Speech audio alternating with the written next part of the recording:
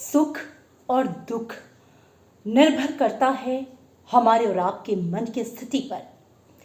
मन की स्थिति निर्भर करती है हमारी सोच पर और सोच निर्भर करती है हमारे विचारों पर। तो आइए दिन की शुरुआत करते हैं सकारात्मक विचारों के साथ। मैं हूं अमृता चौरसिया। शुरुआत तमाम अपडेट्स के साथ। स्वास्थ्य और परिवार कल्याण मंत्रालय के संयुक्त सचिव लव अग्रवाल ने प्रेस कॉन्फ्रेंस में कहा कि दिल्ली के निजामुद्दीन में तबलीगी जमात में हिस्सा लेने वालों के कारण देश में कोरोना पॉजिटिव मामलों की जो संख्या है वो बढ़ी है। उन्होंने कहा कि 1800 लोगों को फिलहाल विशेष निगरानी में रखा गया है। उन्होंने लोगों से ये अपील की है कि वे लॉकडाउन के दौरान धार्मिक आयोजनों में ना जाएं और एक दूसरे से सुरक्षित दूरी बनाकर रखें। इसके साथ ही हाल ही में वीजा नियमों का उल्लंघन करके भारत की यात्रा करने वालों को प्रतिबंधित सूची में डालने सहित कड़ी कार्रवाई की जाएगी। गृह सचिव अजय भल्ला ने कहा कि कोविड-19 से संबंधित अफवाहें फैलाने वालों के खिलाफ आपदा प्रबंधन अधिनियम के तहत प्राथमिकी भी दर्ज की जाएगी।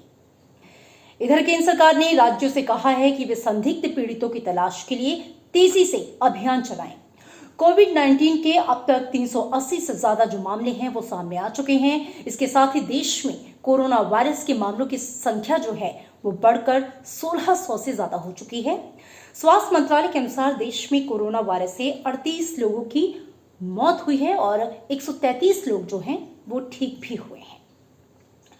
और इसी के साथ केंद्रीय गृह मंत्रालय की राज्यों और केंद्र शासित प्रदेशों के लोगों को जरूरी वस्तुएं उपलब्ध कराने की कोशिश लगातार जारी है। देश में 21,486 राहत शिविर बनाए गए हैं, जिसमें 7.25 लाख से ज्यादा लोगों को शरण दी गई। 25 लाख ऐसे लोग हैं जिनको भोजन उपलब्ध कराया गया है। अधिकारियों से प्रवासी कामगारों के लिए उचित सफाई, भोजन, पानी और चिकित्सा व्यवस्था सुनिश्चित करने को कहा गया है। इधर प्रधानमंत्री नरेंद्र मोदी ने कुवैत के प्रधानमंत्री शेख सबा अल खालिद अल हमद अल सबाह से टेलीफोन पर बातचीत की है। दोनों नेताओं ने मौजूदा वक्त में कोविड-19 महामारी के घरेलू और अंतर्राष्ट्रीय पहलुओं के बारे में विस्तार से चर्चा की।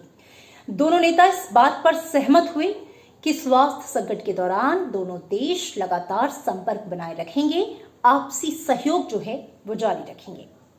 इधर उपराष्ट्रपति एम वेंकैया नायडू ने देश में कोरोना वायरस संक्रमण का फैलाव रोकने के लिए राष्ट्रव्यापी लॉकडाउन लागू कराने में केंद्र और राज्य सरकारों के प्रयास की सराहना की है।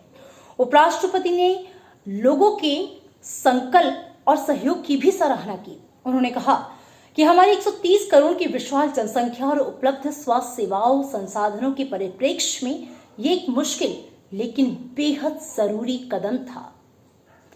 इधर संयुक्त राष्ट्र महासचिव एंटोनियो गुटेरेस ने कोविड-19 महामारी को दूसरे विश्व युद्ध के बाद सबसे बड़ी चुनौती और सबसे बड़ा संकट बताया है।